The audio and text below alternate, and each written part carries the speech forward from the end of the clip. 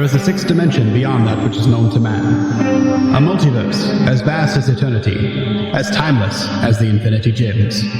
It is the middle ground between the big two and the indie publishers, between sci-fi and mysticism, and it lies between the pages of the reader's imagination. At the summit of entertainment, the dimension of comics, where a humble service is held. We call this service the Gospel of Comics. Well, hello everyone, and welcome back to the Gospel of Comics. I am your host, the Church of Failure, and with me, as always, is my trusty co-host, Ayrton McCartney. How you doing tonight, buddy? Oh, I'm doing pretty good. If I'm not mistaken, Failure Hates You is the actual failure, correct? That's correct, yes. Like 20 seconds ago, he just followed me back on Twitter. Oh, nice. Yeah, me and Failure. Kind of random. Pretty cool guy. But Failure is the best Cuban. Yes. I don't know if everybody knows that or not, but some deep lore. I actually used to be a Kumatard back before Tonka went all gay and stuff. Me too. But yeah, it is what it is. Life takes some strange turns and whatnot. Yeah. It was just random. So, you having a good time so far this week? So far, it's cold as balls up here. It's awful. How cold is balls exactly? I'm not familiar. Let me see where I threw my phone, and I'll tell you what the temperature is right now. Okay. All right. It's supposed to be down to like 29 here later. It's pretty fantastic. Really? Oh yeah. It's 27 right now. Oh, fantastic. It was 17 this morning. Oh, 17's a good number. Anyway, as the title card suggests, we are here to talk about probably one of the most exceptional individuals on the internet. I'll go ahead and get his beautiful face up there on screen for everybody. Look at that jawline, or the lack thereof. This, ladies and gentlemen, is the accomplished and esteemed Mark Zaid Esquire, Super-lolyer. So, what is it with people named Mark and last names ending in Aid? Well, I'm that sure makes them a pain in the ass. I'm sure there's a joke about T cells in there somewhere, but I'm not going there this early. I haven't even had my first drink for the show. I've had a few drinks before the show, but not even my first one for the show. I was trying to think of some sort of joke like that, but I've had a few sips of my Guinness so far, but I'll think of one. Also, just a quick announcement for everybody. Tomorrow, Saturday, November the 9th, after the regular This Week in Comics show at 10 p.m. Eastern Standard Time, shortly, probably around 12:30, or midnight 30 is what we call it in the South.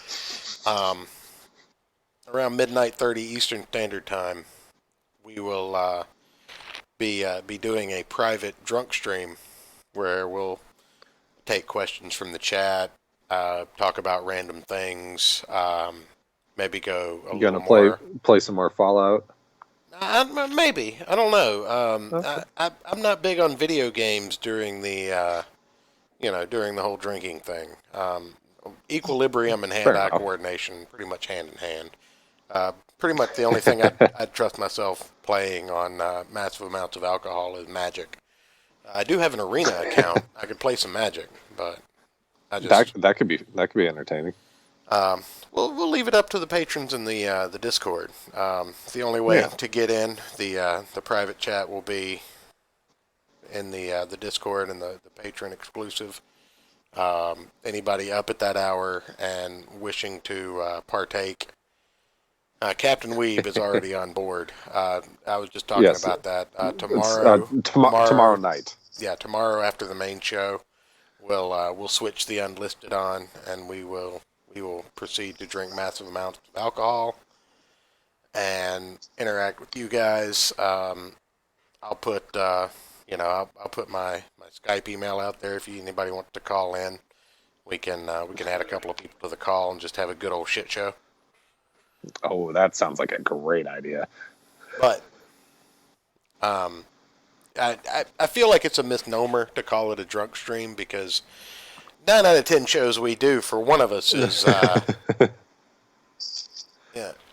Well, we're at least maybe not always necessarily drunk, but slightly We're, inebriated. I mean, we're at least trying to be.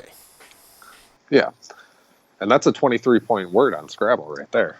Just in my defense, Matt Christie, you have to read sometimes to play Fallout. So, I don't know that that's going to be. I mean, it's not bottom shelf bourbon that I'm drinking right now, but it's not close to the top either. We're talking like Evan Williams level of bourbon. So we're gonna pray for the church. That's got to be a new one for some of you. But third from the bottom, then. Yeah. Anyway, just to kind of to loop it back around, we're gonna be talking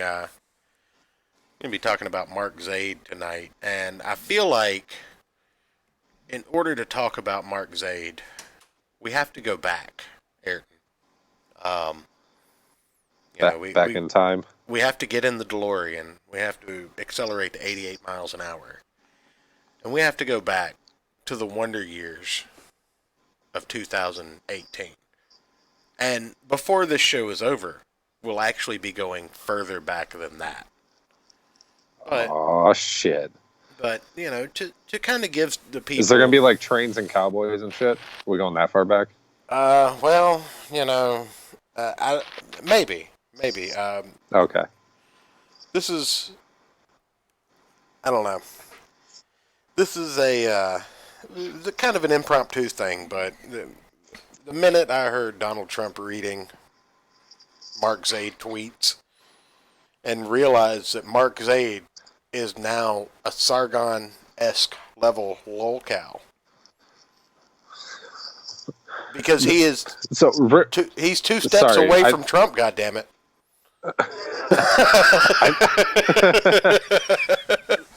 So, one quick aside. Uh-huh. It's been kind of iffy how the election's going to go. And then somebody texted me a screenshot of Trump announcing a MAGA rap battle. Oh, yeah. And he's winning. I'm sure that he's going to win. I'm sure the majority of his rhyme scheme is going to be based around winning. Well, no, he's having people enter a rap battle competition, right? And the winners are being flown to the White House or some shit. Right, that's awesome. To battle God Emperor Trump himself.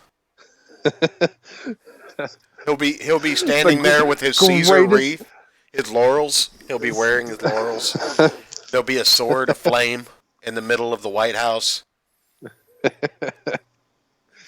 See, I wasn't a Trump guy at first. Me either. I'm still not really necessarily politically wise, but holy crap, he is the funniest, most entertaining goddamn president I think in American history, and I love every second of it.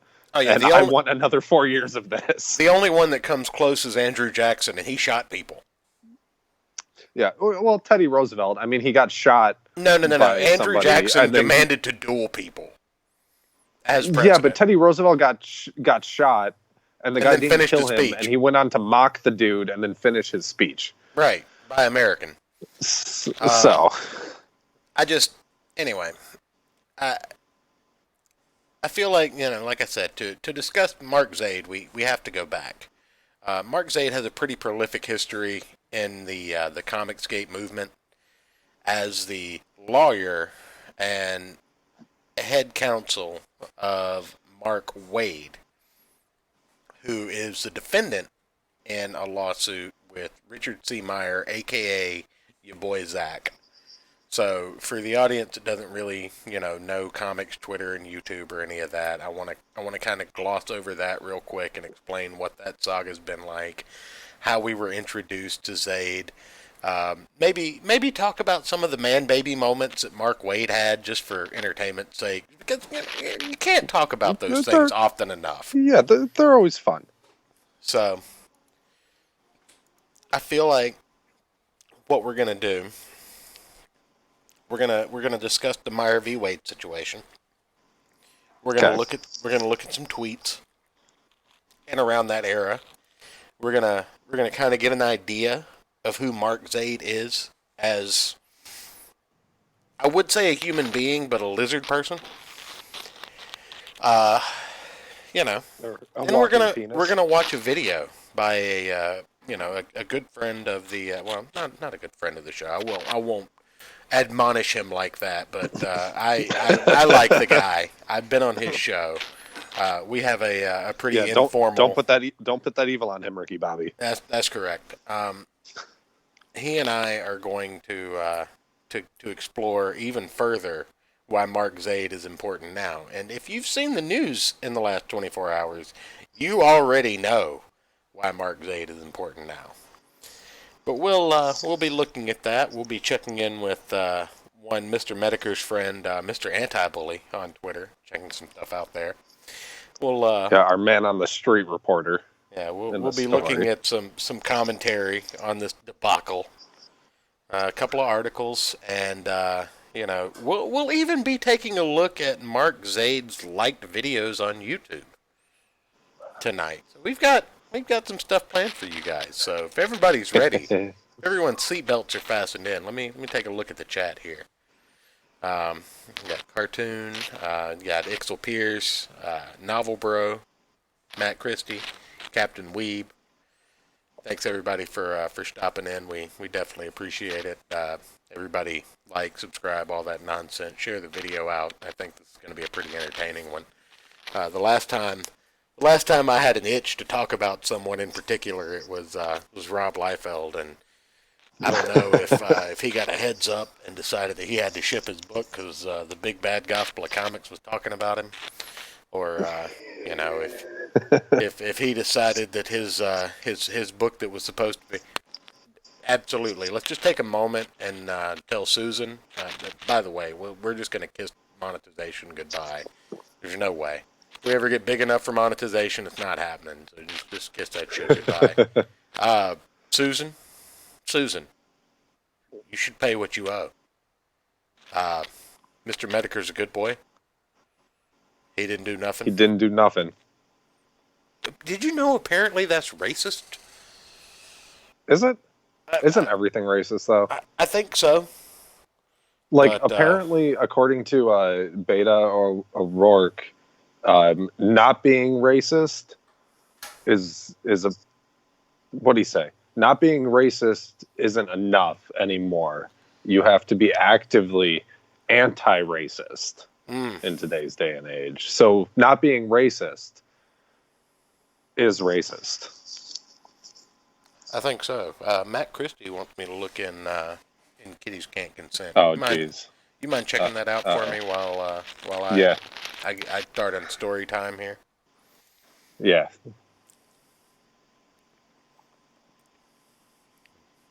Anyway, so Jim did nothing wrong. I agree wholeheartedly. Mr. Mediker is the best. So. Oh, he posted a YouTube link in Kitties. Ah, okay. We'll have to take a look at that outside of the show. I'm already skirting the line enough as it is. But this is Richard C. Meyer with his best alt-right haircut. I think it's not like we don't trust you guys. We just don't trust you guys. Right. In the best way possible. Yes. But this is Richard C. Meyer. I'm going to go ahead and get the screen share set up for you. All right. He's sporting his best alt-right haircut for a Jim Jeffries interview that was cut to oblivion, and God, it made this guy look like Hitler. But he's not. This is your boy Zach, Richard C. Meyer, Jawbreakers, author, Comicsgate, Grand Poobah. This is the guy that started it all. Ethan Van Sciver started a war chest for him, and he sued Mark Waid for tortiously interfering with his contract with Antarctic Press. And this is kind of what cemented Comicsgate into history. I don't think a lot of people remember that era. But yeah, I kind of remember that like these things happened, and like I remember him talking about it. But as far as like details and stuff go, yeah, I'm not nearly as familiar with that bit of it as you are. Well, basically, Richard C. Meyer had a deal worked out, kind of like a handshake deal worked out with Antarctic Press to publish Jawbreakers on their imprint, right? Well, okay. That plan basically got kicked right in the nutsack because Mark Waid threw a tantrum, like reportedly cried on the floor of his office upset like a toddler after finding out that Richard C. Meyer was publishing a comic book when he caught backlash from the likes of Gail Simone and Mark Waid calling their current work garbage.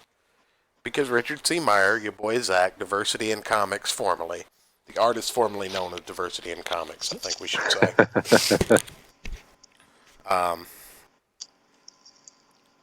He would regularly purchase a comic book and do a car review video.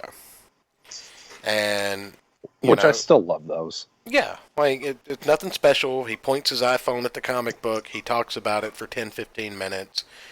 He, if the book is bad, he tells you it's bad. And then he gives you his honest opinion.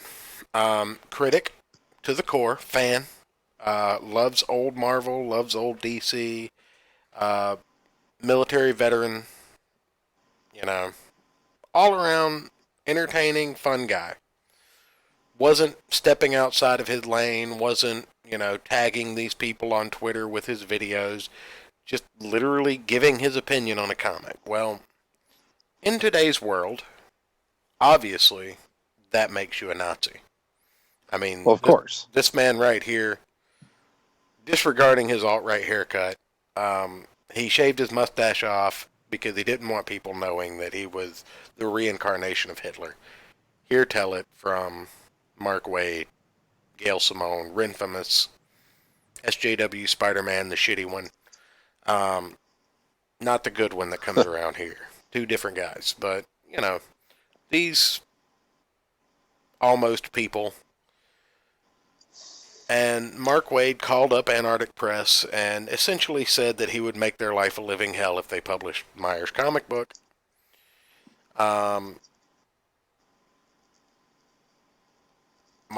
Meyer decided to sue. So we get a lawsuit.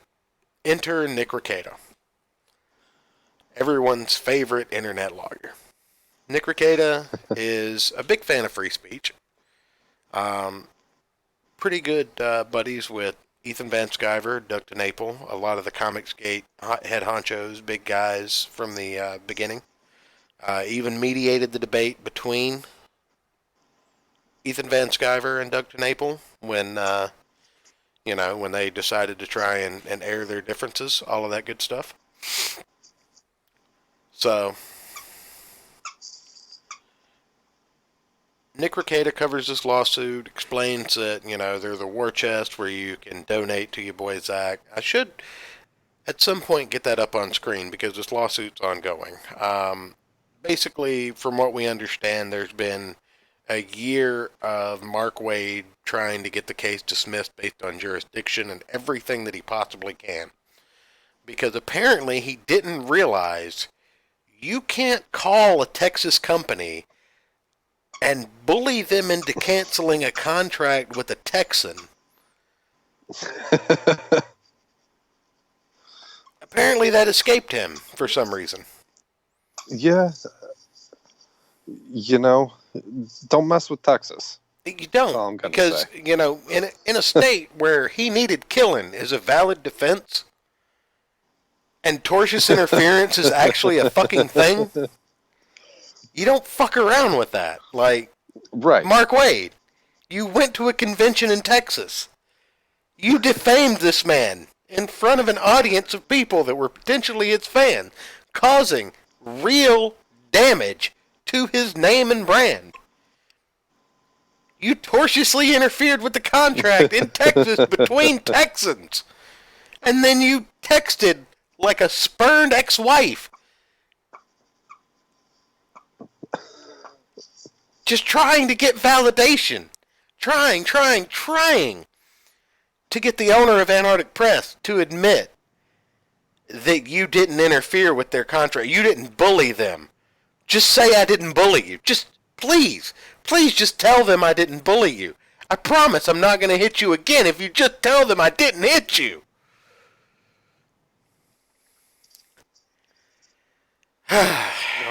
When are these people going to learn?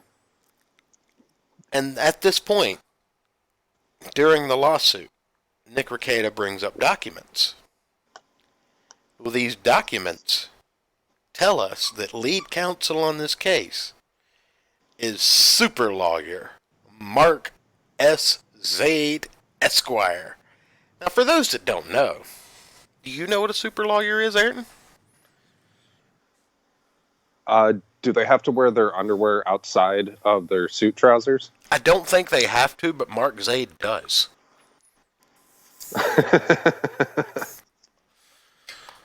A super-lolyer is a lawyer that is a member of a pay-for-play organization that lists you as a super-lawyer in publications and listings.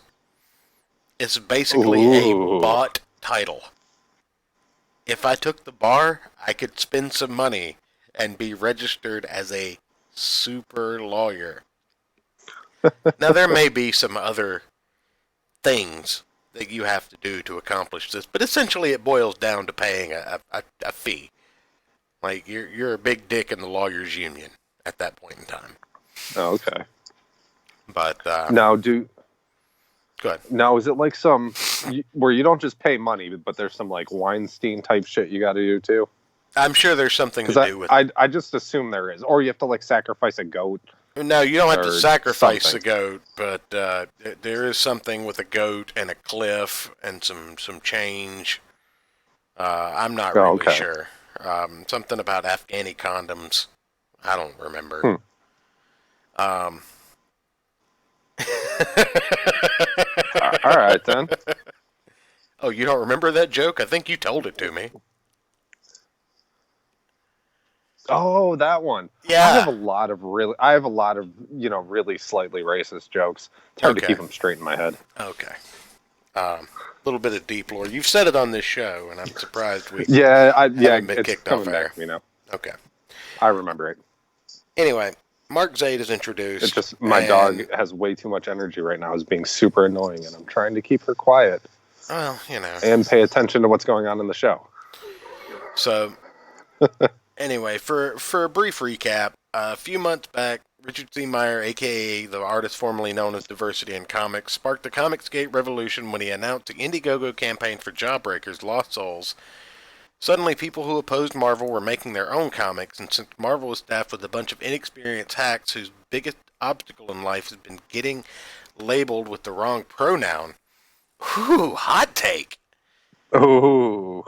It is no secret that these Marvel comic pros were shaking in their boots, so when Jawbreakers broke 300K, they were on the brink of a nervous breakdown, and breakdown they did. The biggest SJW Marvel freak out came when they learned that Meyer intended to put his comic on the shelves. Meyer is a big supporter of local comic book shops and a supporter of physical comics. So to help bring this idea to life, Meyer made a deal with Antarctic Press, a small publisher who is experienced in dabbling in controversial books. AP is a company that worked with Timothy Lim, the creator of Donald Thump, My Hero Macadamia, and Trump Space Force. I think we have to get these.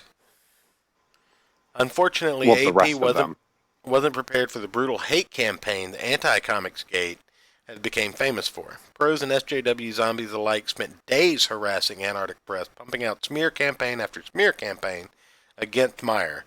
Some local comic shop, apparently feeling some version of Stockholm Syndrome, sided with Marvel and refused to order any copies of Meyer's book, but the real story developed when Mark Waid, a man whose history of psychopathically disturbing obsessive behavior, entered the fray. Can you just read that sentence one more time? I need to hear that again. That was wonderful. Absolutely. The real story develops when Mark Waid, a man who has a history of psychopathic, disturbingly obsessive behavior, entered the fray. After learning that Antarctic Press has made a deal to publish Jawbreakers, Mark Waid called the company. Then, soon after, Antarctic Press announced it would no longer be publishing Jawbreakers. According to the owner of AP, Mark Waid had applied so much pressure into dropping the book that he had no choice but to comply. The Anti-Comicsgate harassment campaign bled into his other job as a doctor, and this is where Waid gets himself in trouble. I have a call in to Antarctic Press. Until I hear back, I'm hesitantly willing to give them the benefit of the doubt that they don't really understand who or what they're getting into business with, which, though it would seem a stretch, is a possibility. If I do hear back, I'll report in. Mark Waid, informing his followers that he intended to smear Meyer so they dropped the book. I mean, that's a presumptuous statement, but I'm inclined to agree with him. Who or what? Now, that's how we talk about people we don't like on this show. Yeah. But this is Mark Waid. This is a kingpin SJW.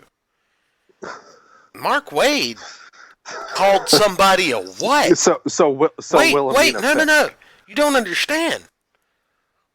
No, a kingpin SJW would be Wilhelmina Fisk, right? Yes. So we just need to send Clint after him. Right. Absolutely. Get Don Chen on the case. But no. Let's just break this down real quick. Let's just put all our cards out on the table and use the rules that we've been taught to assess this statement. I'm willing to give them the benefit of the doubt that they don't understand who or what they're getting into business with. Well, they're getting into business with Richard C. Meyer. So you're calling Richard C. Meyer a what? That's unacceptable. That's problematic, Ayrton.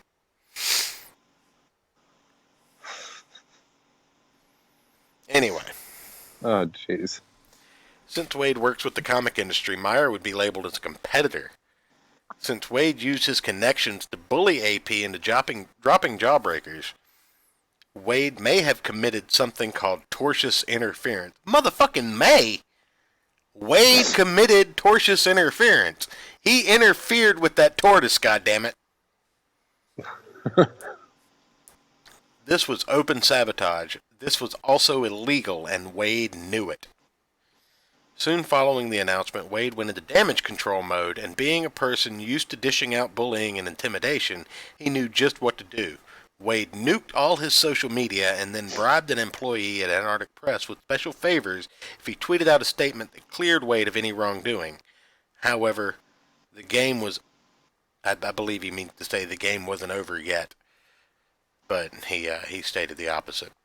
Meyer kept in contact with the owner of Antarctic Press, who was telling him the real story. Yes, Waid was involved. Yes, Waid did harass them into dropping Jawbreakers. And no, he did not order the statement that claimed Waid had nothing to do with it. According to the owner, the employee who issued the statement had gone rogue and released it without consulting anyone. Meyer filed a lawsuit against Waid, and soon after Jawbreakers was dropped, Waid probably forgot about it. He probably thought Meyer would never go through with the ordeal. The SJWs are so used to going unchallenged and getting their way that he probably never gave it a second thought. Meyer intends to sue Waid for actual damages of about $75,000. This is a big deal. These SJWs have launched smear jobs, hate campaigns. Basically, this is the point where we finally fight back. However, Mark Waid is such human scumbucket that he and his lawyer are probably used to dealing with these types of cases. On the other hand, no other case has had this level of attention, and as almost the entire comics industry is holding its breath. What will happen? Who will come out the victor? Only time will tell. So this was back in September of 2018. This was well over a year ago. Oh, wow. When this started. So, puta madre, Wade. I killed your good, ese. So that's just kind of a brief recursor on where we're at. This lawsuit's been going on for a year. And for about 6 months of that year, it seemed like Mark Zaid was trying to be a low-rent T. Greg Doucette. Let's just clear the air here, okay? I want to be absolutely 100% transparent. If you that can't... that Mark Wade and Mark Zaid are low on two different kinds of tea? Well, that's assumed. I told you I'd get there. Yeah. That's assumed. But I want it to be absolutely clear that if you're trying to be a low-rent T. Greg Doucette, get your fucking life in order, people. Like, you're fucking up. So, in the midst of all of this, Ethan Van Sciver, Comic Artist Pro Secrets, All Caps Comics, Cyberfrog Extraordinaire, Caesar Salad, the Pie Overlord, whatever you want to call him. He had an interview with Mark Waid on his show, and the interview actually seemed to be pretty decent. But, seemed. You know, shortly thereafter, Mark S. Zaid Esquire's client, Mark Waid, threatening to destroy my livelihood because there was a single troll in chat of about 900 fans enjoying the interview I conducted with him. And a reminder, this is an adult in his 50s. So, I actually have a blow-up. Wait, really? In his 50s? In his 50s.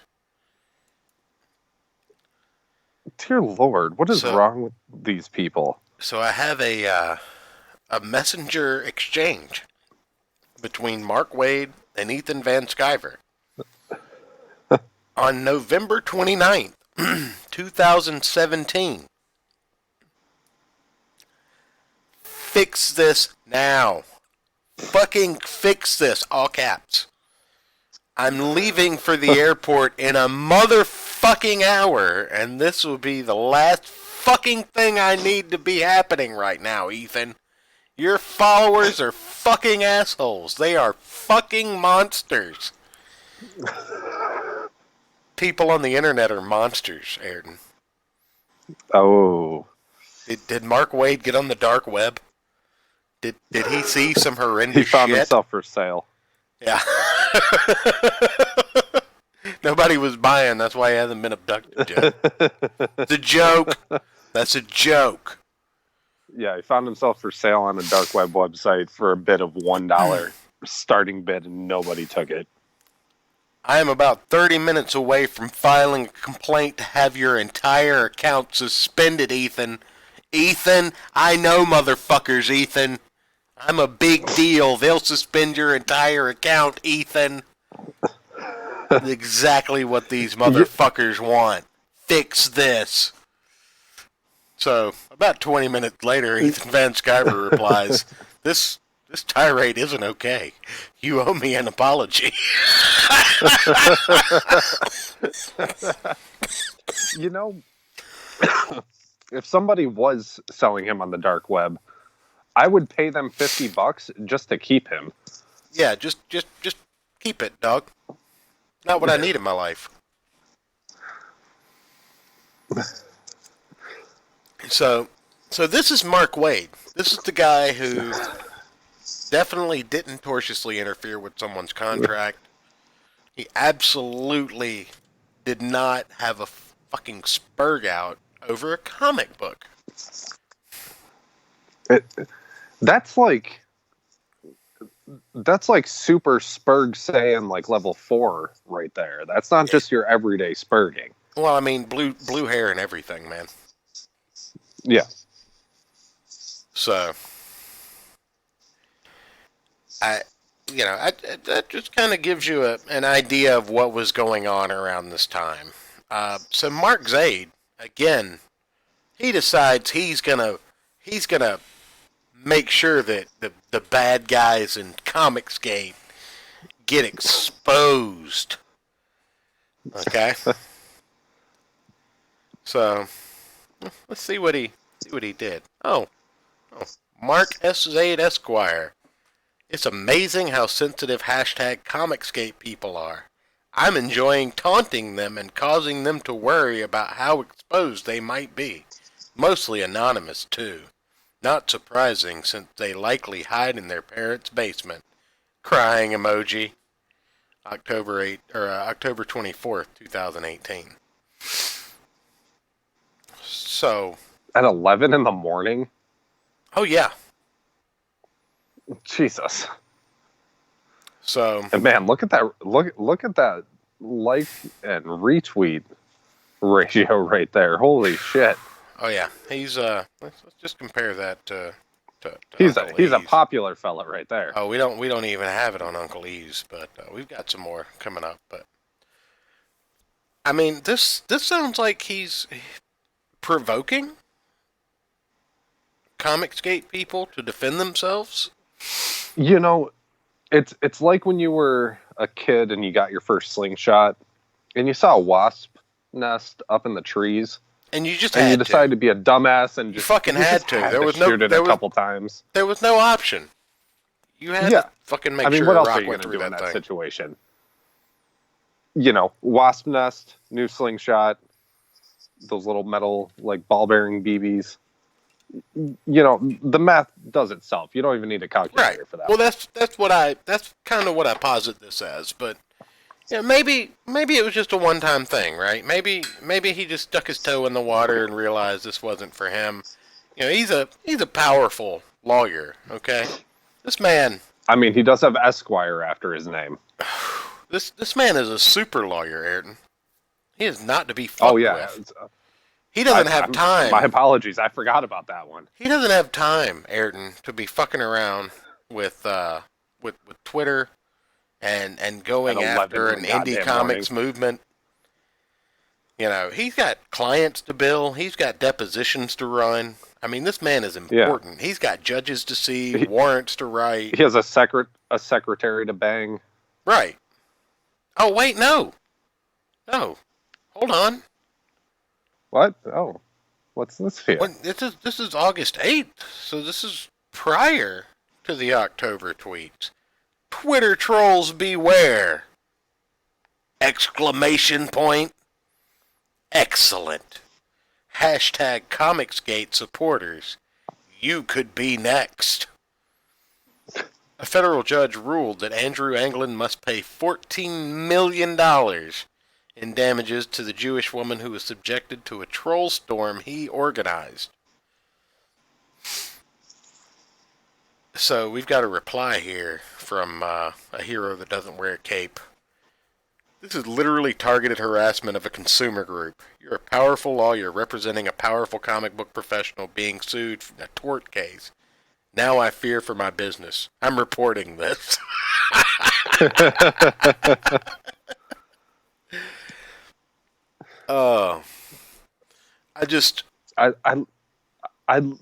Those are my favorite like internet like Twitter responses. The ones that are just like, this is why you're like retarded. They're super calm and to the point, but goddamn, it's like you stabbed the knife in, like coated in margarita mix with the salt on the blade, and just gave it a little bit of twist at the end. Oh man, Novel Bro, if you ever do make a comic professional cry in public, please, for the love of God, record it so that I can commission a comic book out of it. No, remember back, how long ago was this now? I don't know, 6, 7 years back on YouTube. The whole the remix videos. You had like Charlie Sheen, like the Winning like remix and stuff. Right. I want somebody to record them making Mark Wade cry and then bring back those remix videos. Because those are hilarious. I still watch those to this day, as a matter of fact. I promised it would be real Boomer Hour, folks, and here it is. Uh-oh. No, I was talking about you. Oh. Hide your kids, hide your wife, because they raping everybody up in here. Jesus Christ. Come on, that's a classic. That was fantastic. Surely, though, Mark Zaid, I mean, he didn't spend all of his time back in those days, like, just trying to start Twitter beefs, like, I don't know, some kind of 9-year-old who just got his AOL subscription renewed. I mean, obviously he had more wits than that. That's a stolen joke, by the way. I don't take credit for that. I saw that in my research, and I just had to use it. I'm not sure if I got a shot of it or not, but... Well, is it even a 9-year-old using the full subscription, or just like those free sign-up discs you would get? That's what I'm talking about. Yeah, he just got that renewed. Yeah, he just made his 87th email to access the internet for another 1,000 hours. But, wait. Now, wait a goddamn minute. This is in April. This is even before August, Ayrton. Is it? Wait a minute. I'm really bad at social studies, so April is before August. Right. Yeah. Okay. We need more mainstream media articles exposing Comicsgate for what it is. Members exemplify the worst of social media has become. Just watch how they attack this tweet and me. So predictable. Hopefully this is a transient social movement that collapses. 13 responses. They're attacking me.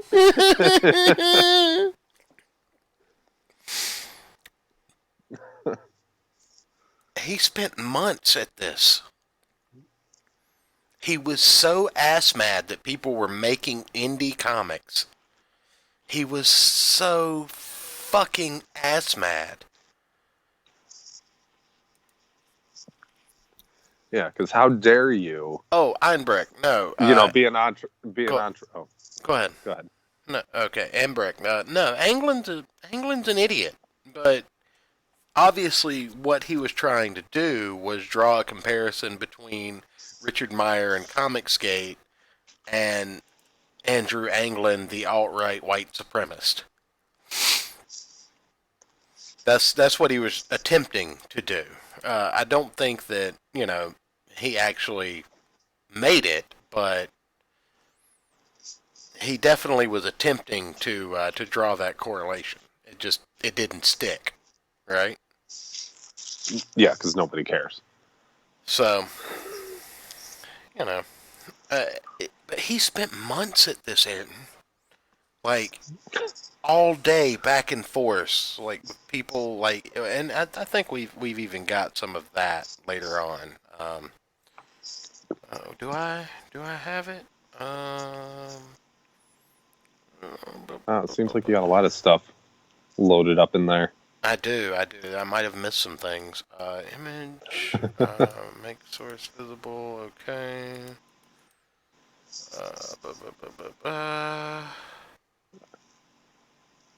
And welcome to the Boomer Hour.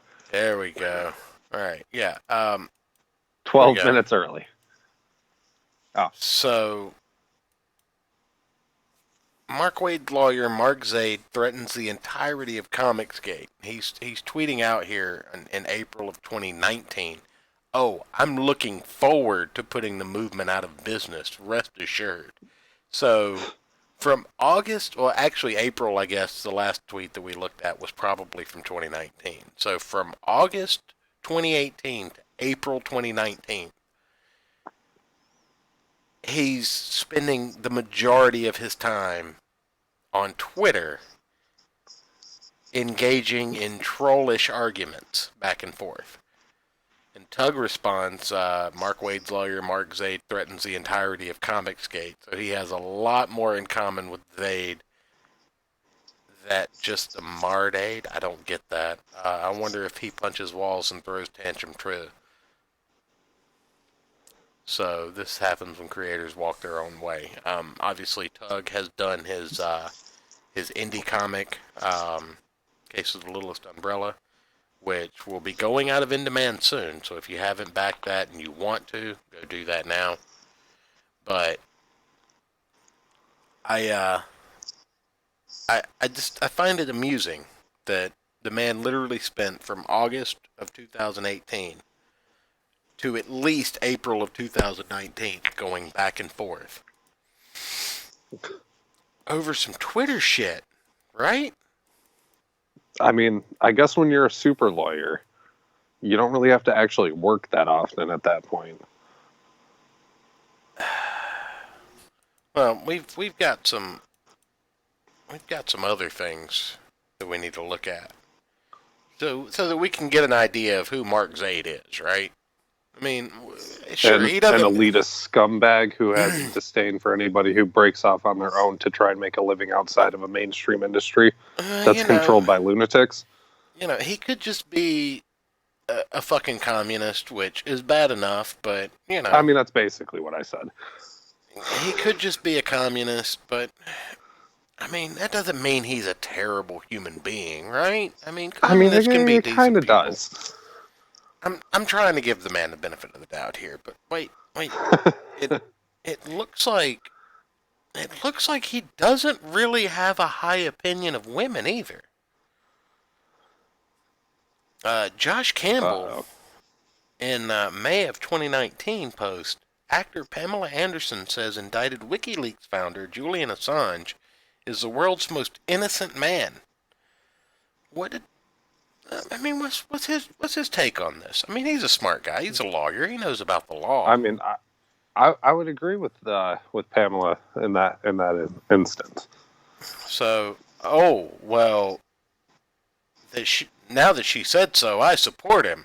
Sarcasm, because explaining the joke is so funny, Mark. Right. I am so entertained.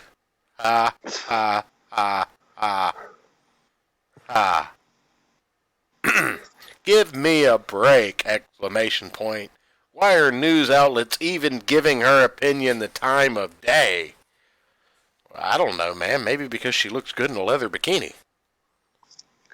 Probably. I mean, I will give him this. I really don't care about the opinions of celebrities when it comes to political issues. They need to just shut up and dance they're more like than the welcome. low-paid monkeys they are. They're more than welcome to have their opinion and voice it on whatever platform that the average American can voice it from, or average human can voice it from in their particular region. I just don't care. However, the fact that the media would cover it as news is atrocious. Yes. The fact that the media gives a shit about, the fact that the media gives a shit about what your favorite movie star thinks of the president, who gives a fuck? They're paid to sing and dance and say what other people tell them to. You really want to take this goddamn opinion? Yeah, I really care what Robert De Niro thinks about it. See, Novel Bro's got the right idea. I'm not going to repeat that, but he's got the right idea. Okay, yeah. If you're not reporting, word on the street about the president, and you're not getting the local crackhead, I don't want to fucking hear what Robert Downey Jr. thinks of anybody. Because he gets paid to talk about the things he's paid to talk about. He takes so can you really trust their opinions? Right. He takes sponsorships. He takes paid gigs acting in movies. Now, he can choose not to act in a movie based on his political beliefs. But do you really think that any actor has said, "Oh, I just don't agree with the message this movie is sending, so I'm not going to take this multi-million-dollar payday"? Sorry. Right. Because that happens all the time. Oh, yeah. But anyway. Oh, yeah. We're just getting started, Daniel. We're still in the past right now. I mean, we're in April, we got May a long of way to go. 2019. Finally, well, today I was actually brought to a bit. You know, Hey, this was that's about when we started the show, yeah, well, isn't it? What? April? No, yeah, something like that. Well, that was about the time. Like, there's a reason these shows are stretched out and far between. Like, I enjoy shitting on somebody just as much as anybody else on the internet. I am 100% just as much of a troll as anybody else out there. I can't stand some of these people's opinions. I could do an episode like this every 2 fucking hours if I wanted to. However, there's enough drama channels out there. There are enough people out there who cover the day-to-day in Comicsgate. The fact that I heard Donald Trump reading Mark Zaid's tweets, we have to talk about it. That's the only reason that this is the topic of discussion tonight. Otherwise, we would have read something, we would have had a guest on, we would have been talking about a campaign, we'd be doing some old radio, anything else. But tonight is this special flowers. Let me pull this back down for a second before this special snowflake. This is his night. He has been acknowledged by the President of the United States. He's the prom queen. He can wear the little tiara, the big poofy dress. He gets the tiara. All of it. Wait, what? I legit care about all of Sharon Osbourne's opinion. Well, you know, you're welcome to. As a normal person, like, you're welcome to care about any of these people's opinion. The media fucking shouldn't. That's my final take on that. Like, I think the media should not give any more of a shit about these people's opinions than they do mine. And let me just say, my opinions are eventually going to land me in a fucking stockade somewhere. I'm going to choo-choo at the wrong person one day. I mean, I figure I'm going to die by being sarcastic at the wrong time. I'm going to rise up at the wrong moment, you know? Nobody... Now, can we go back to this guy's picture real quick? Oh, it's up. Okay. You want to look at it? Yeah, there you go. Small. Yeah, it's small on my screen. Oh, there you go. You know, he all his glory. He looks like Superman. If Superman wasn't the strongest man on Earth, if Superman was a closet and Tyrone and Lois were getting it on, he looks like Superman if Superman hung out in the closet while Tyrone and Lois got it on in the bedroom. looks like Superman if Superman was just super carrying a snack tray.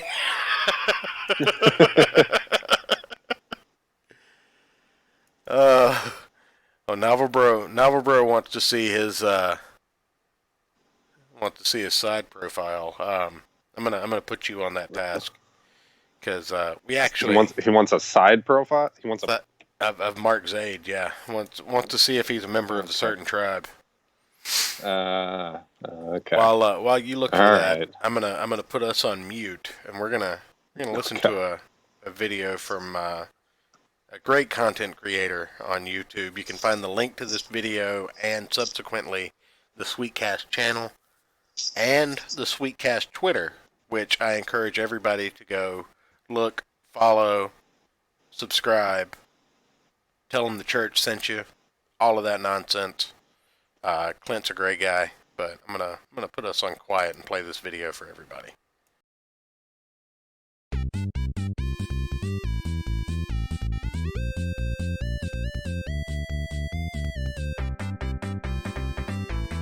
Hey, I know what you're thinking. Who is that nutty lawyer that Mark Dice is talking about on Twitter and that seems to be all over the news lately? His name is Mark S. Zaid, Mark Zaid Esquire.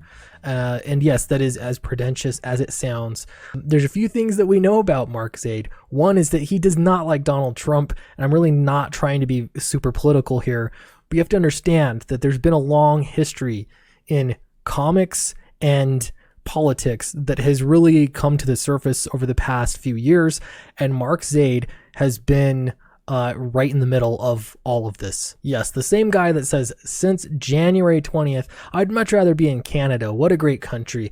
Will be great again when Donald Trump leaves. And then farther down, he says, it's very scary. We will get rid of him, and this country is strong enough to survive even him and his supporters.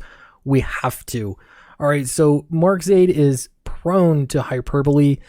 We've seen this in comics before. He is the infamous lawyer of, actually, this is not a joke, Mark Waid. So Mark Zaid is representing Mark Waid, the comic book writer, for a tortious interference lawsuit in which Mark Waid interfered with a publishing contract from Richard Meyer, who is, I would say, a right-leaning comic book writer who's, actually been very, very successful in indie comics, and using all of the same kinds of hyperbole and just insanity that you'd see on Twitter.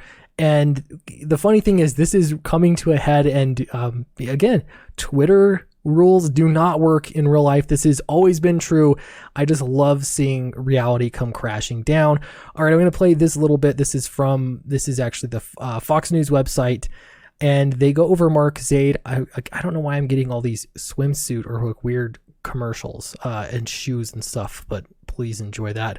That is beside the point. All right, let's see what's going on with Donald Trump. The president says the impeachment process is rigged after Fox News uncovered explosive anti-Trump tweets from one of the whistleblower's attorneys. Back in 2017, attorney Mark Zaid. It is so funny seeing Donald Trump and Mark Zaid paired up against each other. Again, we've seen Mark Zaid now for at least a year, showing up and fighting with random comic nerds on Twitter, and now, what did I say, everyone? That he's reached Sargon levels. Mark Zaid is 2 steps removed from Donald Trump now. Mark Zaid represents the whistleblower that is trying to get Trump impeached. I love the pictures that they chose of these two. Because Zaid, he looks like he's holding in a fart, like after eating Taco Bell, and Trump's looking at him like, bitch, what do you think you're about to do? Did you just pass the gas? Make me a sandwich. Make me a sandwich. Excuse me. I didn't ask for a snack tray to be brought in. Sorry. We'll get back. Do you have the picture I found up yet? Yeah, I do. You're not looking at the screen share? Okay. Oh, I wasn't sure if they could see that. Yeah. So I'm not sure if that tells us what Novel Bro was curious about, but it looks like he might be retaining water a little bit in that photo. Yeah? Yeah. Maybe too high sodium diet. If you think of, a certain substance that adds too much sodium, high in salt. Yeah, maybe shoes. Maybe he also enjoys shoes. That's possible. But let's get back to this. Yeah. Now here he is with all of his Trump derangement syndrome full force on the evening news. It just kills me. Wrote, a coup has started and promised that impeachment will follow ultimately. Zaid also tweeted back then, we will get rid of him, and this country is strong enough to survive even him and his supporters. The president fired back at a Louisiana rally last night. Coup has started, whistleblower's attorney said in 2017. You know when that was? That was a long time ago. It's all a hoax. They say January 2017, a coup has started and the impeachment will follow. Ultimately, it's all a hoax. It's a scam. And you know who helps them? These people right back here, the media.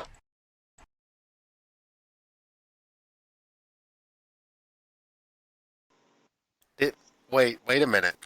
Did the Donald just did he just call out the media for gaslighting the American public? It kind of sounded like he did. I mean,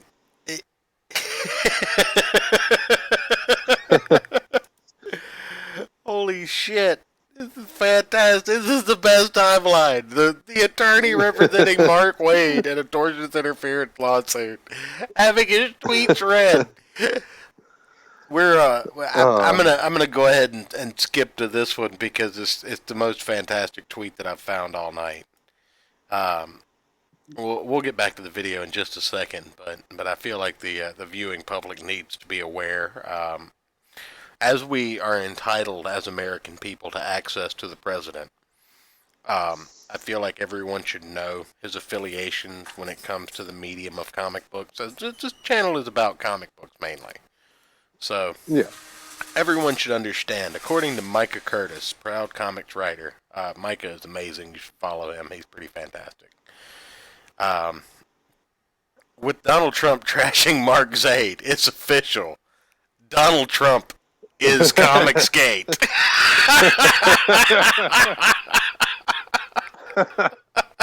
Do you think Sargon's sitting in a corner crying? Yeah, he's been waiting on Gamergate 2 for he's been waiting on Gamergate 2 for fucking ever. And Donald Trump's like, fuck you. This Mark Zaid guy, fuck him too. You're both fired. You know what your boy Zach should do? He should mail a copy of Cyberfrog to Donald Trump at the White Jawbreakers, House. you mean? But yeah.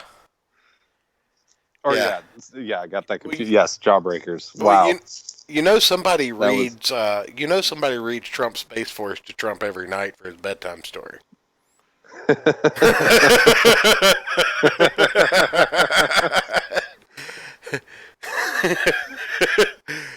Tomorrow I'll get my own laser gun.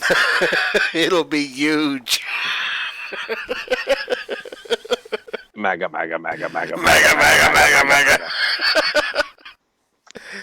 Anyway, let's get back to this before I get carried away.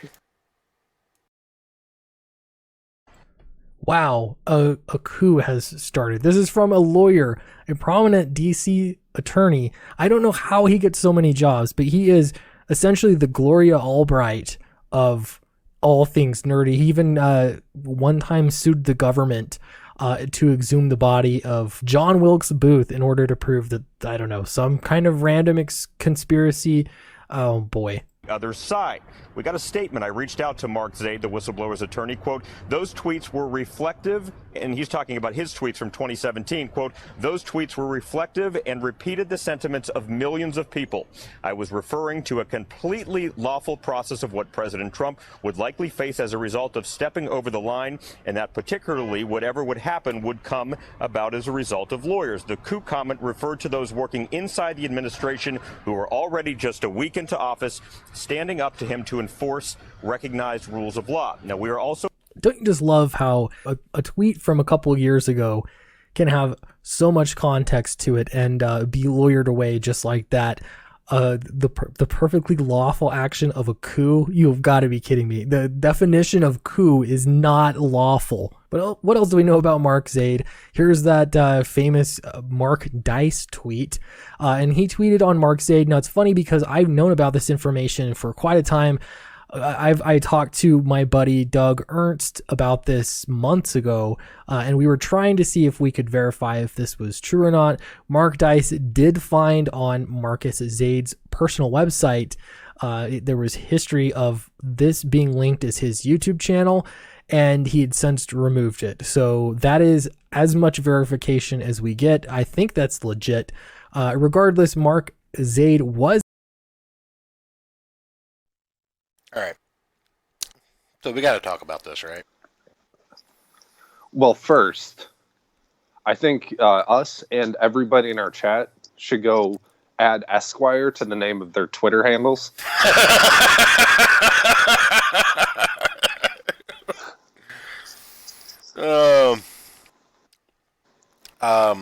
So yeah, because we're a high class publication over here.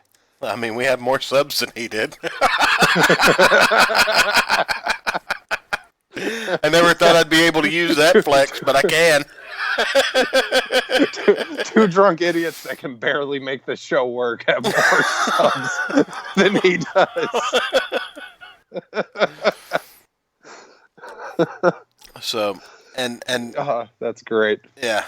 Now he does have the views, but no subscribers, and all of his videos are over 10 years old. So we have to talk about this though, right? Like, you see what's on screen. These are Mark S. Zaid Esquire's liked videos. Top 10 prettiest Disney Channel stars. Top 10 Disney girls. Selena Gomez from Child to Woman. He definitely had racked up some frequent flyer miles on the Lolita Express. You think if we did a deep dive into the Epstein Black Book, Zaid would show up? Allegedly. You always got to put allegedly in there. I don't know. I mean, we can look at the Black Book. I think it's public information now. Oh, is it? Yeah. But, I have my own screenshot of this tweet. So, and this, this whole screenshot here. So, I'll pull that up later. So this is not Photoshop. Clint from Sweetcast. He did not fabricate this. All right, if everybody goes and checks my new name on Twitter. Did you just add Esquire to your Twitter handle? I just added it to my name. Okay. Not the actual handle. Should I just become Give me that verified check, Twitter. Should I just be the law office is a failure at this point then?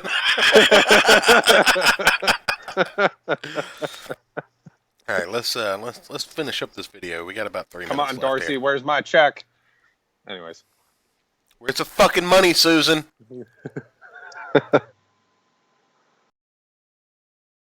Was asked about this and never responded directly about the site. This is just pretty embarrassing.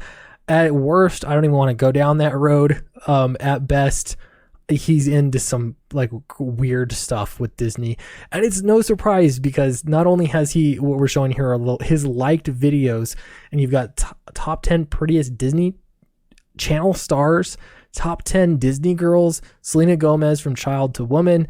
Super strange, super weird for an adult man with no kids. He is single as far as I'm aware. And he's really, really obsessed with Disney. Again, this is the same guy that we've been dealing with in the comic book industry, who has been essentially a heel to comic book fans in his really over-the-top defense of Mark Waid and his tortious interference because of and resulting from Trump derangement syndrome. Now, the fun part is to see that it's just like our boy has just grown up, and now he's out on the national stage and everyone can see what we have to deal with. Now, all the hit pieces, this would be really funny if it hadn't been for all of the hit pieces that have come out and called comic book fans white supremacists, nationalists, or racial nationalists, misogynistic, you name every kind of ism, comic book fans have been called. And that is because for some reason mainstream media is willing to believe people like Mark S. Zaid and ignore the rest of the population. I don't know how you get that much influence, but I can tell you, I'm actually looking really forward to this tortious interference lawsuit, because if this is what he does on this kind of big national stage, he doesn't know how you get that kind of influence there, and you pay like $1,500 to become a super lawyer. then you make some hot takes. And wear your underwear outside your pants. Right. You make some hot takes about some comic book guys. You're a super lawyer. You advertise that you're a super lawyer. Get a lot of hate followers for your hot takes. And you go against Trump. That's how you get that kind of influence, Clint. You can't be a normal human being. I'm sorry to say, bro, but you're entirely too logical to acquire this level of exceptionalism.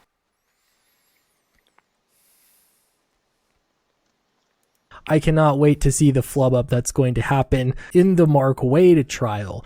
Now, keep in mind this same attitude of just, blatantly, I don't know, going against every kind of standard any lawyer has that I've ever heard of in publicly commenting on cases in such flippant ways on Twitter. He does the exact same thing with comic books. Even just little old me, it was last November, a year ago, that Mark Zaid was calling me personally names on Twitter, among many other comic book fans. So yeah, really what this comes down to is just some craziness, and it has hit a national high. So if you're here because you're interested in Mark Zaid, join us in the fight against this kind of insanity. We're trying to enjoy our hobby, and it is lawyers like this who want to gain some kind of immortal authority just because of their politics and the 2016 election. No, thank you. We're not interested. So thanks very much. I appreciate for everyone watching my video on this update on Mark Zaid. If you are interested in good comics that are politics free and propaganda free, please do check down in the description below. I have a link to my mailing list where if you subscribe, you can get a free ebook copy of my latest novel called All for Owen. And you can also join the mailing list to get a discount and a special secret tier when I launch the Downcast #2 campaign that is coming up this February. Thank you very much, and I'll see you next time.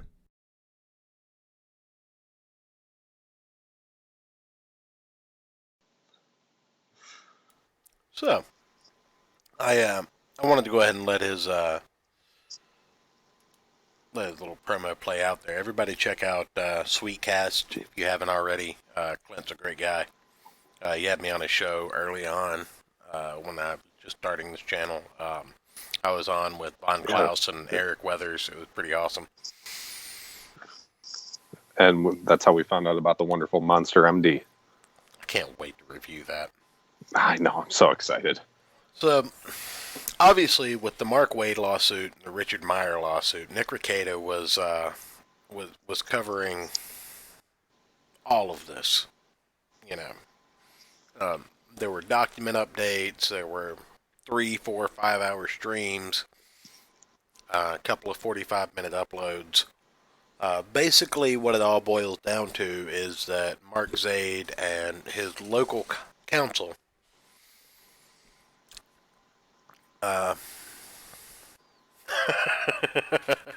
all the kids are asleep. Woo. Man, I wish Owoo was in the chat. Owoo does the best Owoos. Well, congratulations for having all the kids asleep. Yeah, but haven't you noticed they haven't been trying to take over the stream? I did, but I didn't want to jinx anything. My youngest just woke up and is going to try and eat somebody now. Anyway. I'm going to have a drink to that, by the way. I don't know what you're drinking tonight, Ayrton. I mean, it's Guinness. It's always Guinness. I know. Somebody said something about taking shots of beer the other day, and I was just like, is that a What? thing? I looked into it. Is that a thing? Apparently it is. And maybe if you get some like weird microbrew that's like 14%. No. Maybe. No, you can take a shot. You can take shots of normal 6-point beer. Apparently, the act of taking shots tricks you into being drunker than you actually are. The fuck? When I looked into it, it works. All right. You know what's when my sister first went off to college, she was back home visiting, and she came over and stuff, and she was talking about how some of her friends were trying to get her to, do shots, but she like couldn't do it. Yeah. Like she couldn't just like throw back like the whole shot glass at once. So I think I spent probably like 20 minutes with shot glass and just water, so she wouldn't get like, totally shit fucked, like teaching her how to take a shot. And then my mom found out about it. I don't know. I think like a year ago. She's like, "You did that for her?" I was like, "Well, yeah. I don't want her to look like a moron." Well, you don't want her learning how to take shots from some degenerate who's going to get her like drunk on 18 of them and take advantage of her. Exactly. I taught her with water. Right. That's how I teach people how to pour drinks. That too. But no. So we have an idea of who Mark Zaid is now, and after being prominent in Comicsgate by being the lawyer for the defendant Mark Wade in a tortious interference and defamation case, Nick Rekieta picked up the ball and ran with it. And from what I understand, and I could be wrong because obviously I'm an ignorant drunkard, Mark Wade has extended this lawsuit for over a year, arguing that, what is it, jurisdiction isn't proper. What? So, no, you don't understand. See, Richard Meyer lives in Texas. I'm going to give you two guesses where Antarctic Press is located. Either New York or L.A. Antarctic Press? Antarctic Press is located in Texas, son. Oh, is it? Yeah. Mark Wade is located in L.A. Companies are. At this point, I figure all of those companies are based in L.A. at this point. No, man. Antarctic Press is located in Texas. Mark Wade is located in L.A.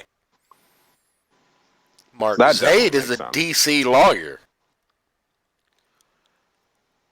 But Mark Wade reached into Texas by dialing a Texas area code to communicate with a Texas-based company about a contract between a Texas-based company with a Texan, and is arguing that jurisdiction shouldn't be in Texas.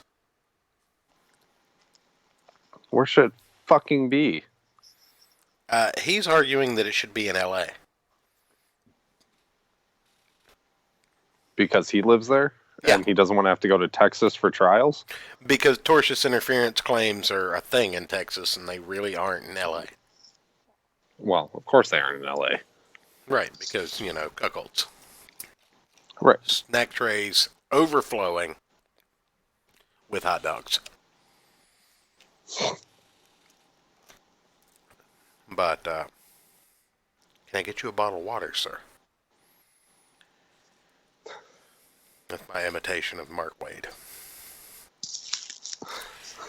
So, that's my current understanding of where we're at on this case. So, I wanted to kind of get there before, and this is the guy we're talking about. This is the lawyer here. Now, if you Google search Diamond Distribution, Mark Zaid.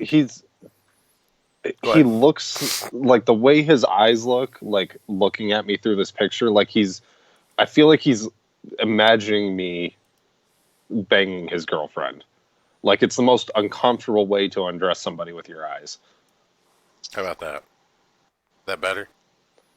No. Let's see if I can line the tie up. There we go. Oh, yeah. That's the stuff right there. That's actually pretty good lineup there. Make it just a smidge smaller here. Are the things I'm saying ad hominem? Absolutely. Are we making good points outside of that, though? Yes, we are. But, no. So, Mark Zaid,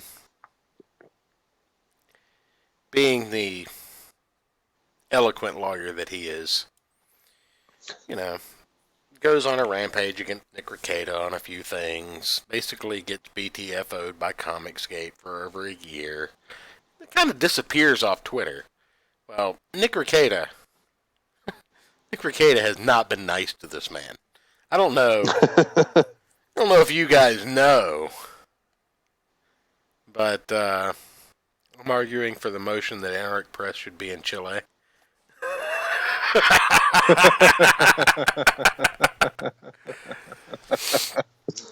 I don't disagree. However, the fact that it's a Texas company who had a contract with a Texan where Mark Waid had to reach into Texas to interfere with that contract, and he's like, "Oh no, you can't try me in Texas. What are you talking about? I've never even been there. I definitely wasn't there in 2018 talking shit about Richard Meyer. 2 Texans about a Texan. I'm definitely not guilty of defamation as well." Jesus Christ, what kind of monster do you take me for?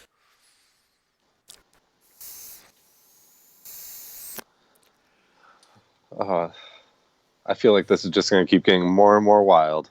Well, Nick Rekieta went into him a few times, and then our good associate, Mr. Anti-Bully, whose friend Jim is still owed about $4,000 from YouTube. Susan, write that fucking check, Susan.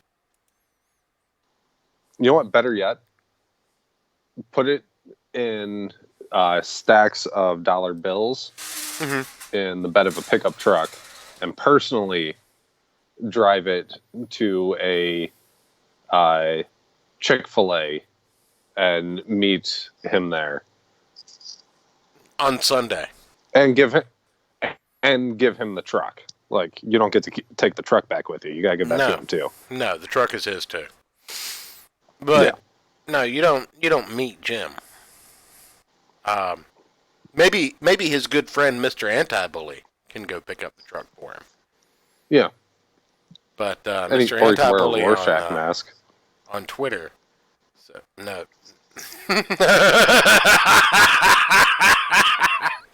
Do you remember back when Tonkasaw posited that Mr. Medicare should wear a luchador mask and wrestle with Sargon?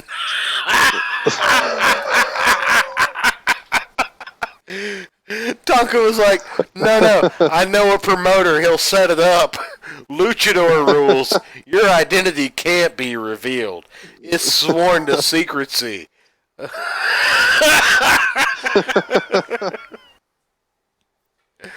Oh, Jesus Christ. Anyway, Mr. Medicare's good friend, Mr. Anti-Bully, on Twitter, posted, I'm going to laugh real fucking hard if Nick Rekieta and his expose on Zaid, the dog bite lawyer, from what I recall. Or is that land? No, that's land DUI. That's Landway. What was Zaid? Zaid was the guy who had never done a tortious interference case before. He's just a comic nerd. That's the thing. Mark Zaid is a super lawyer that's a comic nerd, and he has a bunch of friends in Diamond Distribution, and has because of course he does, has been involved with the comic industry for like 2 decades now, and that's how he latched on to the Mark Waid case. From what I understand, he's hired local counsel to file and draft everything. He's just attached to it by name so that he can, like, involve himself in Twitter spurgouts. Like, they deposed the owner of Antarctic Press, and the Antarctic Press guy was just like, yeah, he totally bullied the shit out of us. But anyway, I'm going to laugh real fucking hard if Nick Rekieta and his expose on Zaid from a year or so ago back ends up fucking Zaid. Now, that's a notch to hang your hat on. And we were talking about ratios earlier. This is like 250 likes and 37 retweets. You notice my heart's in there. You see my avatar right there in the middle of that little icon. I like the new avatar, by the way. Oh yeah. The old failure avatar with the cross overlay. Yeah, it's very cinematic. Yeah, I'm good like that. Medicare's special move would be the DDT. Oh, the Diamond Dallas Page DDT, absolutely. The Diamond Cutter. Oh wait, no, the Diamond Cutter was a what was that? It was basically a stunner, wasn't it? You remember wrestling from the 90s, Ayrton? Not really. No, I think that I have some like vague memories. From what I remember, Diamond Dallas's Page, his finishing move was called the Diamond Cutter, and from what I can recall, it was basically an overextended stunner. So you remember how Stone Cold used to just like lock your head and your chin into his shoulder and do like an ass drop, where you would like bounce up and like do a backflip over onto yourself. Well, Diamond Dallas Page would like bounce off some ropes and then grab you in that same motion, but instead of just dropping to his ass, he was flinging forward. So that's why I call it an overextended stunner. Yeah, now I know what you're talking about. Yeah. The Diamond Cutter is what he called it. But it was basically just a stunner on steroids. But not a DDT. Who had a DDT? I mean, the Pedigree's kind of a DDT. It's more of a pile driver, but a pile driver where instead of landing on your ass, you land on your knees. So I feel like Medicare's finishing move for Sargon would just be like bringing Maury out onto the ring and Maury going, "You are not the father." No. Medicare's finishing move for Sargon would be donning a suit in the middle of a ring. And it would cause Carl to go into convulsions, right? He just put his suit on in the middle of the ring. Yeah. While he has like one hand extended up on Sargon's forehead while Sargon's like swinging his arms, like in the cartoons. Yeah. Well, because Sargon is indeed a manlet. Yeah. But we're not done. We're not done talking about Mark Zaid. You shouldn't get me sidetracked on 90s wrestling tropes. Sorry. Mark Zaid not only has had it in for Richard Meyer and Ethan Van Sciver because he wants to touch the oversag tweets. I guess they are tweets, but the oversag teats that belong to Infamous. He also has a hard-on against the President of the United States, POTUS, the revered, the Don, if you will. Back in 2017, remember how I said we would go back and then we would go back some more? Yeah. Well, here we are. I vaguely remember you saying something like that. January 30th, 2017, after inauguration, Jake Tapper tags POTUS and says, POTUS fires acting AG Sally Yates for refusing to enforce a legal order designed to protect the citizens of the United States. Mark Zaid courageously and bravely responds with, #Coop has started. First of many steps. Rebellion. Impeachment will follow ultimately. Lawyers. And there's some hashtags in there. But this is just a stunning and brave tweet from our transgender associate Mark S. Zaid. I can only assume that he is a female to male transgender because I've never seen a weaker jawline or a more hairless face than this one. Let me just bring that up for everybody who's in attendance. Look at that. Look at that. Stunning and brave, everybody. Stunning. Yeah. And fucking brave. You know, what's on his chin looks like a 9th grader who, like, just started getting, like, the patches and hasn't learned how to shave yet. I'm going to keep coming up with these all night, folks, so just, like, buckle in for him. I mean, he says all night, but there's literally only 25 minutes of the show left. Yeah, well. So, now, you would think, again, a man labeled as a super-lolyer, a man who has excelled to pass the bar in Washington, D.C., and has Esquire at the end of his name. Who has, well, any lawyer who passes the bar can add Esquire after their name. You have Esquire after your name. Mrs. Church has Esquire after her name.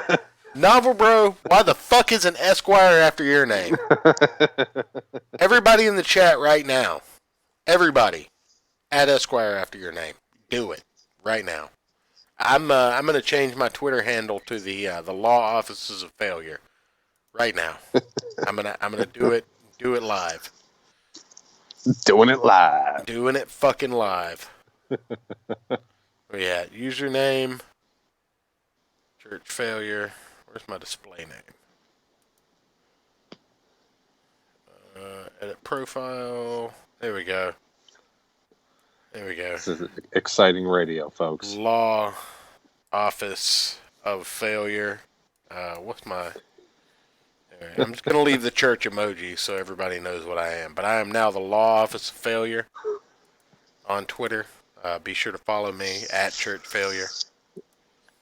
But shave your face, Zaid. That's how you get the hair to grow in after you transition. Novel Bro. I just want everybody to know.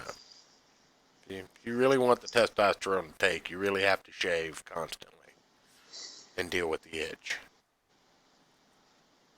But you would think that with a man who has this busy of a schedule and who is just this dedicated to his craft of being a super-lolyer, wearing his underwear outside of his pants,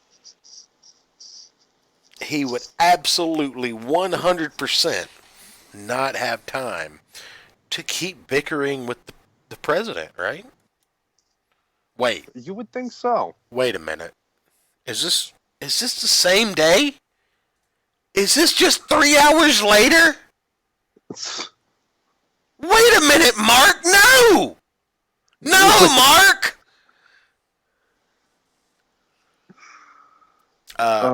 President says statements on the appointment of Dana Bonet as acting attorney general, and he links to a Facebook post. Mark Zaid responds, #Coop has started. As one falls, 2 more will take their place. #rebellion. #impeachment. This motherfucker thinks he's playing Star Wars with his friends. So this motherfucker thinks he's got a fucking Hoth invasion. These people are dorks, right? Right. They're the nerds that even nerds didn't like. They were still listening to Rush back in the day when punk got hot. No, these people, these blue hairs, what Remphamus Zaid people, they're dorks. They're LARPing basically. Like, oh, we're rebelling against the system, motherfuckers. You are the goddamn system. What the fuck are you rebelling against? Wow. The fact that Trump got elected or the fact that he got the nominee in the first place means that you guys fucked up and went too far with your crazy shit. What are you rebelling against? Well, go throw your little bags of magic and beat each other with your styrofoam swords and some wood somewhere else and leave us the fuck alone. Just let us read comic books, god damn it. So, well, that obviously 2 tweets. I mean, you can't openly defy the president and be taken seriously more than twice, right? well, you can only openly defy the president like that so many times before he just slam dunks your testicles into a garbage can. Wait, what's this? What's this? This is July 1st, 2017, where a Virginia Barnett seeks out and asks Mark, "Are we really going to be able to get him out? He is dismantling our government department by department. It's really scary." He's dismantling the government department by department, Ayrton. He's very scary. Overblown bureaucrats with nonsense red tape that wastes money. Ayrton, oh darn! It's so scary. Ayrton, look at Mark Zaid's heroic response. "My lady, ma'am, yes, ma'am." It's very scary. We will get rid of him, and this country is strong enough to survive even him and his supporters. We have to. He realizes that his supporters are at least half the country, right? Ayrton. We have to. We have to. We have to get rid of him, chat.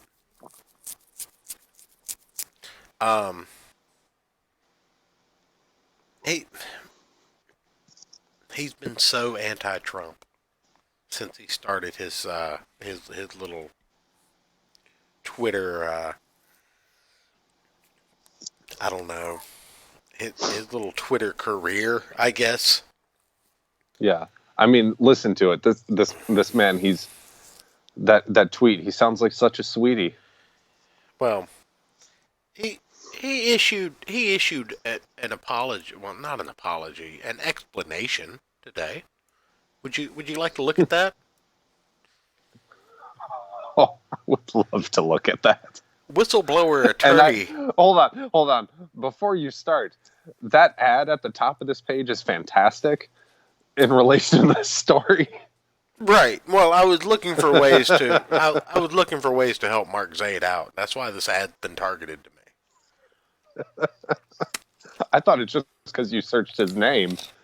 It might be, but I also you looked up his name. You're gonna need this extra testosterone because just looking at that face sucks some of it out of you. No, what happened was that I sent him and Mark Wade a prescription for Viagra under each of our names, so that they could double up and maybe finally get an erection while looking at a naked woman. Fair enough.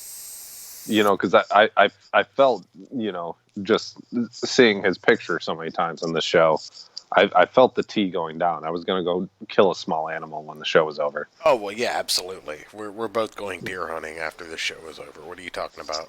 It's deer season down here, son. That's up here, too. Anyway, a whistleblower attorney defends coup tweet as Trump calls for impeachment shutdown.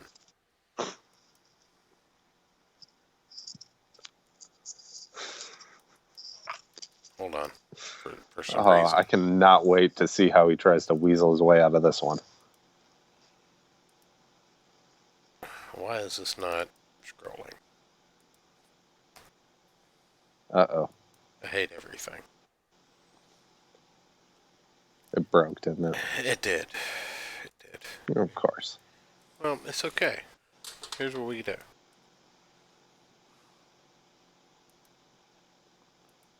See if that worked. Doing it live. Abso-fucking-lutely. The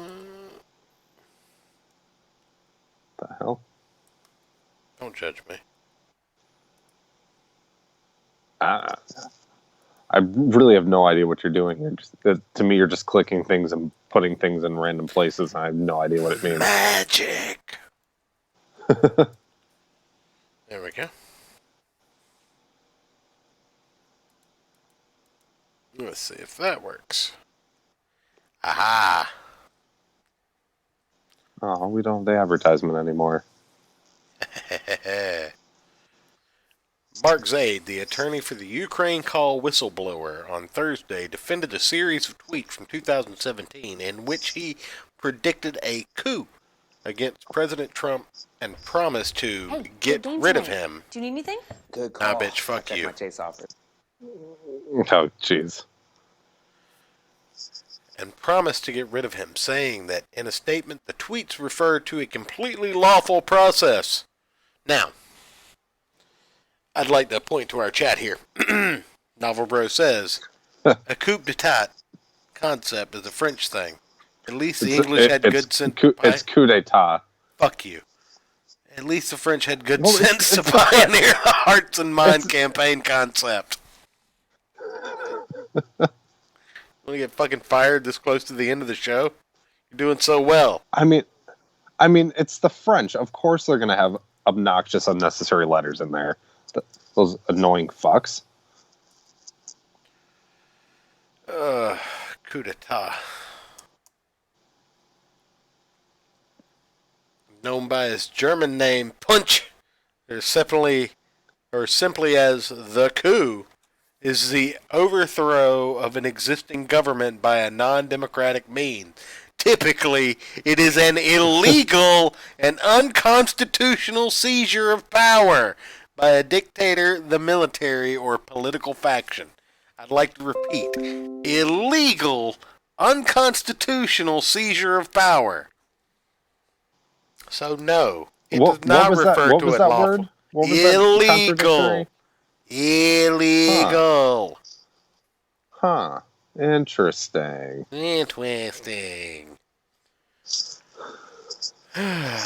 Shortly after the publication of a Fox News article Wednesday highlighting the stream of anti-Trump tweets, Trump himself lambasted Zaid during a rally in Louisiana. Calling the attorney disgraceful.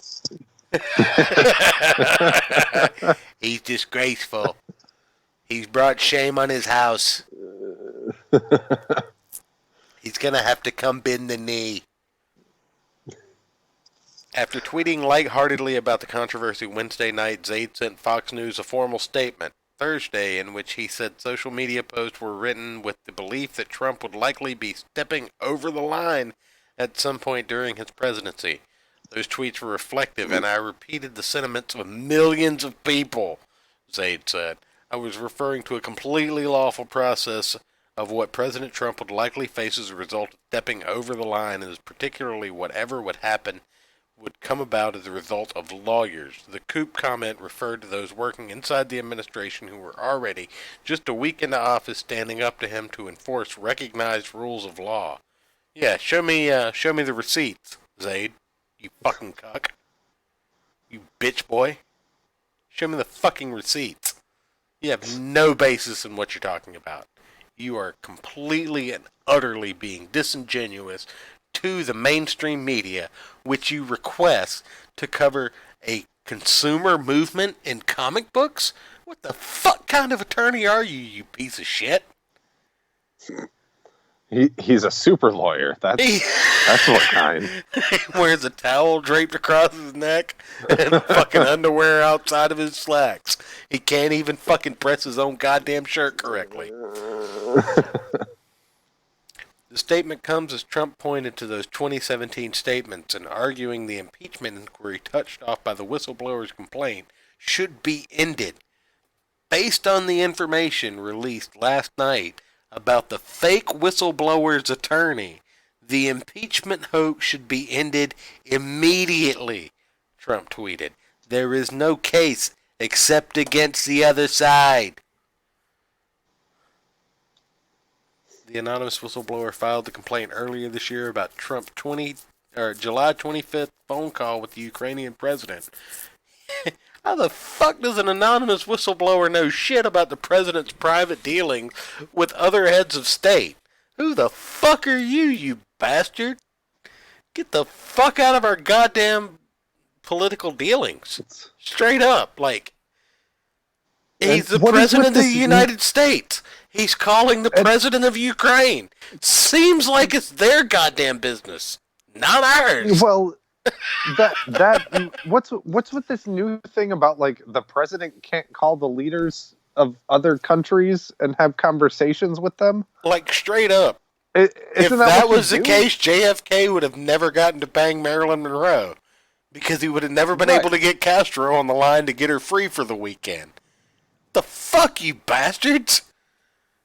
I mean, that's literally his job, is to talk to leaders of other countries. How else is he supposed to do it? Goddamn smoke signals? Zaid has been critical of Trump since the start of the administration. As Fox News reported Wednesday, Zaid tweeted less than 2 weeks into Trump's presidency that a coup has been started and impeachment will follow ultimately. In February 5th, 2017, still less than a month into Trump's term, Zaid said every day that goes by brings us closer to impeachment.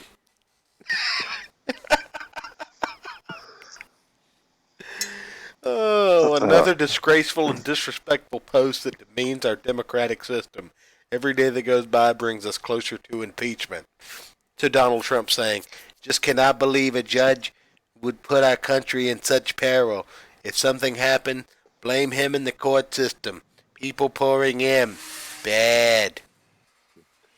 The following week, in response to the acquisition that Zaid had taken sides against the president, the attorney was completely transparent in his animus. 100%. I'm not hiding anything, he tweeted. Anti-Trump. Worst presidential choice in modern history. Not a Republican issue. I read that in Trump's voice, but I know it's about Zaid. Well, you've taken a side, Mark, and I'm not the only one who sees it. It says T_spooky Tony Schaefer with a check mark. February 13th, 2017. 100%. I'm not hiding anything. Anti-Trump. Worst presidential choice in modern history. Not a Repub or Dem issue. He says, I predict CNN will play a key role in Donald Trump. Go ahead. Did he really have to abbreviate Republican and Democrat? He wasn't going to run out of the character limit on that tweet. Did he just not know how to spell those two words? He's double spacing in between periods, Ayrton. He's using proper grammar. He was going to run out of space. Because he's an Esquire. Right. Exceptional. Okay. He's an exceptional Esquire.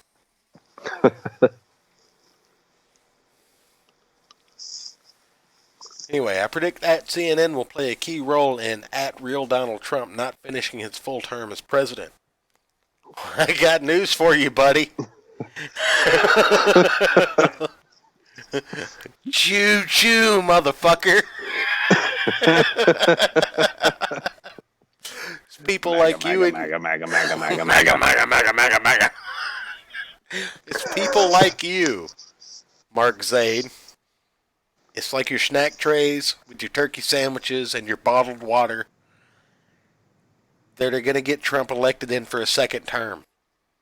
And let me just posit this to you. This was posted in my Discord earlier. I should really bring up the photo. It's a good photo. Where is that? I should bring that up. Man, we're running out of time. I don't want to hold the show up with this. This is terrible radio. Uh-oh. But anyway, no, it's Mark Zaid and his bullshit that is the reason that the man got elected in the first place and is going to get elected again. Oh, there we go. Yeah, there we go. Oh, yeah. We're gonna open that. And save image.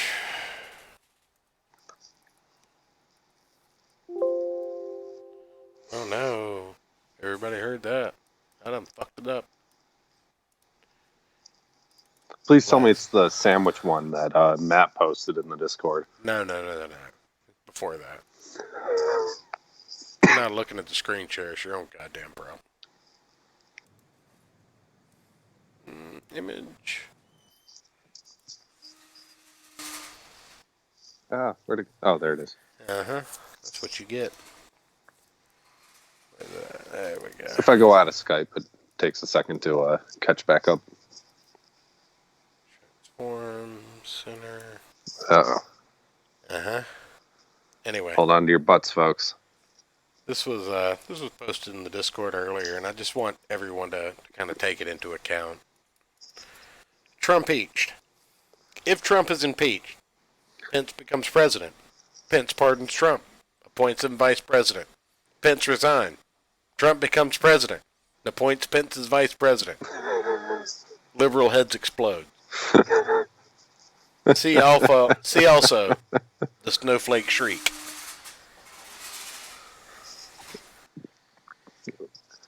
That would be amazing to watch that happen, though.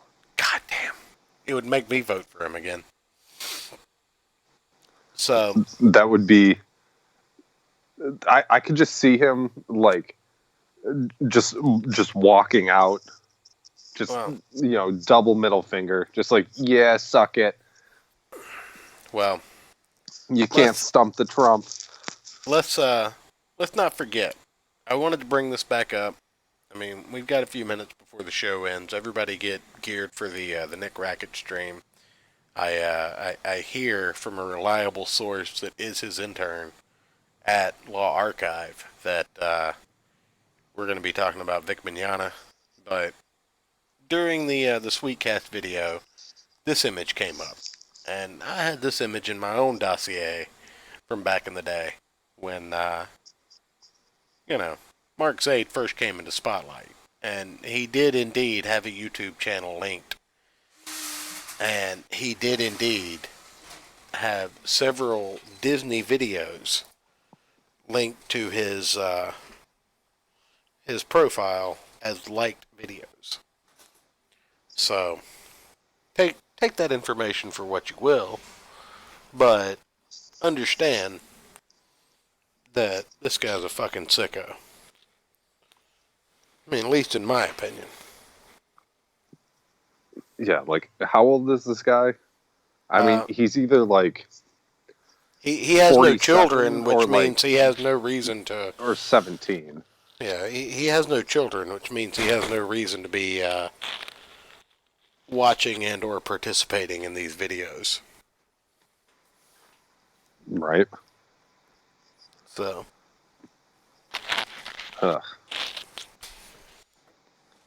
Can we just say all these people need to be round up and let's just shipped hold to on a deserted island? Hold on. Before we say that, just like this esteemed super-lolyer wouldn't spend all of his time on Twitter talking about Comicsgate. Just like this esteemed super-lolyer wouldn't spend all of his time on Twitter trashing Donald Trump. This super-lolyer absolutely wouldn't let slip the fact that he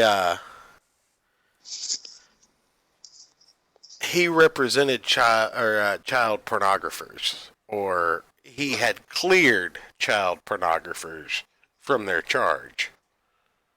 Was he the one that killed Epstein? It wasn't actually Hillary.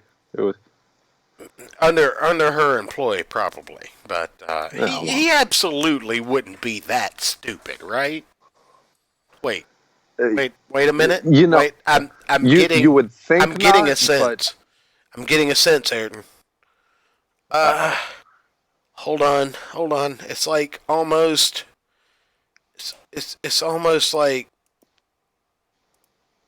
Oh God, I've gotten clearances for guys who had child porn issues.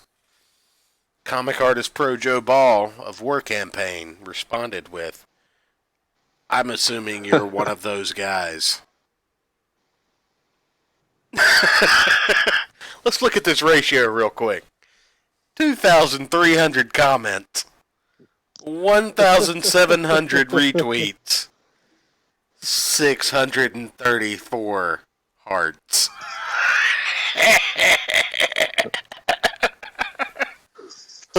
Jeez, and that was February of 2018?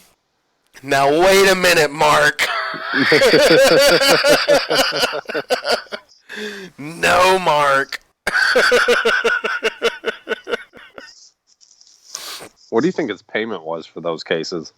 Because it says guys, like plural, not just like one dude. It had to be a hard drive apiece. Multiple guys. Yeah, it had to be a hard drive apiece, right? I would think so. Yeah. You know, like I said, pound of flesh. He probably had some. He probably had some pretty decent miles on the Lolita Express. Well, I definitely want to thank everybody for stopping in. Everybody go tune in to Nick Rackett's. I have it on good authority he won't be as late and as gay as he's covering the Vic Vagina saga. But yeah, I agree with Novel Bro. He definitely has some P to the E to the D to the O vibes going on. He's got there's TDR, something off about that guy. TDS, whatever you call it. But anyway, I appreciate everybody coming out. Susan, you're gonna pay what you owe, Susan. Write a fucking check. But anyway, been a lot of fun. Now I sincerely hope that everyone has my objective opinion of Mark Zaid, completely 100% unbiased by any affiliations or sponsorships of this show.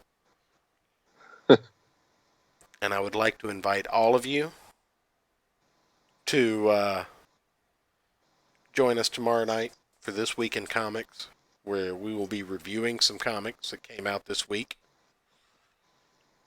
And we will be discussing some things that happened in the world of comics.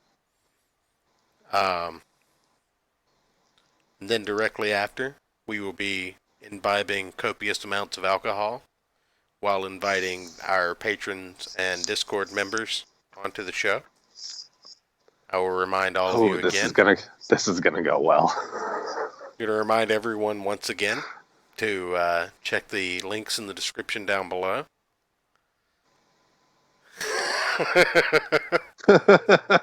We have the best chat, and with that, I will bid really all of you adieu until tomorrow.